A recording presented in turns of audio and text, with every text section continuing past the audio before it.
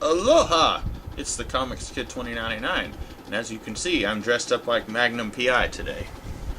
I wanted to take this very quick opportunity to give you guys a sort of update and also a hypothesis of mine. One that I hope you will listen to and then say, yeah, I agree with that guy. But first, the update. You see all that? That is 4 big X-Men crossover events from about 2 years, spanning 2 years, I reckon. And I got all of these from one seller on eBay. I will not say who that seller is because he probably prefers his anonymity. So, if you were happy to see me reviewing sort of recent crossovers like Messiah Complex, well, these 4, as I get to them, I will review all of them. So, look forward to that. And the only one from this bunch that I have read was Dark Avengers X-Men Utopia. I read that in singles.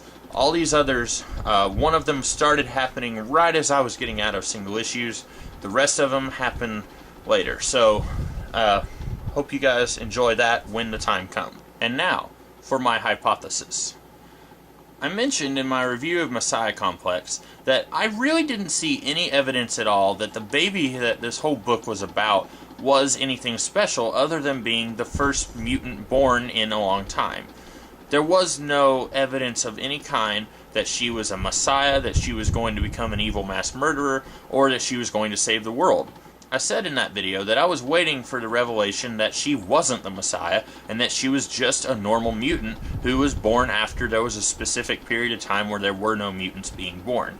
And now, having looked through some of my older X-Men books, I can say without a doubt that I know who the mutant Messiah is. It's not Layla Miller, it's not Cyclops, it's not Wolverine, it's not Emma Frost. The mutant Messiah is Wolf Cub. This guy right here. The werewolf-looking guy.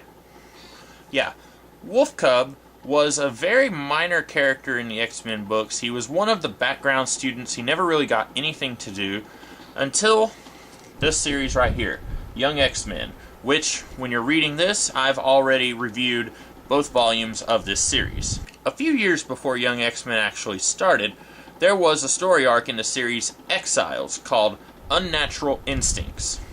This is it right here. It's got Wolverine on the cover, Unnatural Instincts. This storyline was written by Chuck Austen, who many people remember as being one of the worst X-Men writers in the history of ever. This story arc actually guest starred Chuck Austen's team that he was using in Uncanny X-Men around that time. One of the things you may not be aware of is Exiles. The whole premise was you had a team of mutants. They all came from different alternate dimensions, and they were all pulled from these dimensions to save other dimensions. Sometimes they were given a mission that was very simple, sometimes they were given missions that were morally ambiguous. But usually they were told by this hologram called the Time Broker whatever their mission was and how it would affect that world, usually for the better. You can probably see how very problematic it would be for the Exiles to come to the Marvel Universe to do something, because then we have to be told in the Exiles comic how their actions are going to make this world a better place. And in this story, we are told that Havoc is somehow going to be possessed by an evil version of himself from across the multiverse, and he's going to try to kill 2 characters. Carter Gazakistan, he's the son of the school nurse, and Wolf Cub. Both of these characters are in danger of dying at the hands of evil Alex. And the Time Broker tells the Exiles that they must protect both of these children, no matter what the cost. And then the tension is, are the Exiles going to murder Havoc or what? And since you're reading comics now, if you've clicked this video, I assume you are, then you probably know that the Exiles did not murder Havoc. Even though everyone in the universe would probably like to just go on pretending that Chuck Austen never had a hand in the X-Men universe, unfortunately, I do not have that luxury. Even if it was just a throwaway comment, we now know, according to the Time Broker, that Wolf Cub has some kind of importance in the Marvel Universe. Granted, after this storyline in Exiles, we never really see him again until, you guessed it, Young X-Men. Right here, on the cover, that's him. And if you've already seen my Young X-Men reviews, then you already know what happened to Wolf Cub. And if you haven't seen those reviews, I would advise that you either stop the video here and go read those stories, or just soldier forward because I'm about to spoil these stories pretty hard. As you know, Wolf Cub dies in the opening arc of Young X-Men. So, here's my theory. Wolf Cub is the mutant messiah. In Marvel Comics time, he was killed just a couple of weeks after the baby was taken into the future. So he was like right there around the time that the baby was being born. And I think it's great that while everyone was paying attention to this baby, who for all intents and purposes is a red herring, you've got this Wolf Cub guy who, according to the Time Broker in another dimension, he's very important, and the Exiles were to keep him from being killed earlier in comic book time. And then he's killed anyway, and now, well, the X-Men are living a pretty crappy life, as near as I understand it.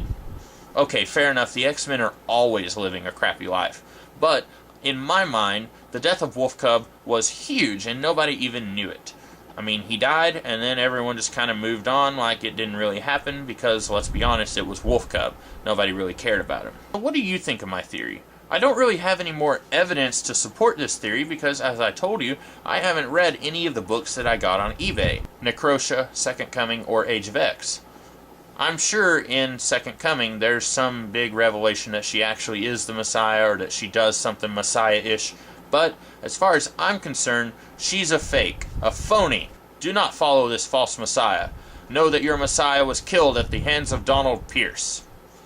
That's really all I have to say. So in the meantime, I'm going to go try to grow out my mustache, move to Hawaii, and become a private investigator. I'll see you next time.